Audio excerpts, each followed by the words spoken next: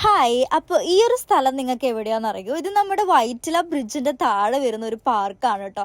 Actually ഇത് കിഡ്സിൻ്റെ പാർക്കാണ്. പക്ഷെ നമ്മൾ വലിയ ആൾക്കാർക്കും ഇവിടെ പോകാനായിട്ട് പറ്റും. നമ്മൾ പോകുമ്പോൾ നമുക്ക് ഒരാൾക്ക് യൂസ് ചെയ്യാനായിട്ട് ഇത്രയും വൗച്ചേഴ്സ് കിട്ടും കേട്ടോ. അപ്പോൾ ഈ ഒരു കൂപ്പൺ മൊത്തം നമ്മൾ യൂസ് ചെയ്യാമെന്ന് വിചാരിച്ചു. പിന്നെ നമുക്ക് അവിടെ നിന്ന് ഫ്രീ ആയിട്ട് ഒരു ഐസ്ക്രീം കിട്ടും. ഞങ്ങൾ 2 പേരാണ് ഉണ്ടായിരുന്നത്. സോ ഞങ്ങൾക്ക് 2 ഐസ്ക്രീം കിട്ടിയിട്ടുണ്ടായിരുന്നു കേട്ടോ. അപ്പം നല്ല രസമുണ്ടായിരുന്നു കേട്ടോ ഇതിൻ്റെ ഉള്ളിൽ കാണാനായിട്ട്. അപ്പോൾ ഈ ഒരു ഭാഗം വരുന്നത് നമ്മുടെ കിഡ്സിൻ്റെ പൂളാണ്. സോ നമ്മൾ വലിയ ആൾക്കാർക്കൊന്നും ഇവിടെ കയറാനായിട്ട് പറ്റില്ല. എനിക്ക് ആക്ച്വലി കയറാം, കാരണം എന്നെ കണ്ടു കഴിഞ്ഞൊരു എനിക്ക് തോന്നുന്ന ചെറിയ പ്രായമായിട്ട് തോന്നുള്ളൂ. സോ എനിക്ക് അവിടെ പോവാം, പക്ഷെ അവരെന്തായാലും എന്നെ കയറ്റി വിടത്തില്ല.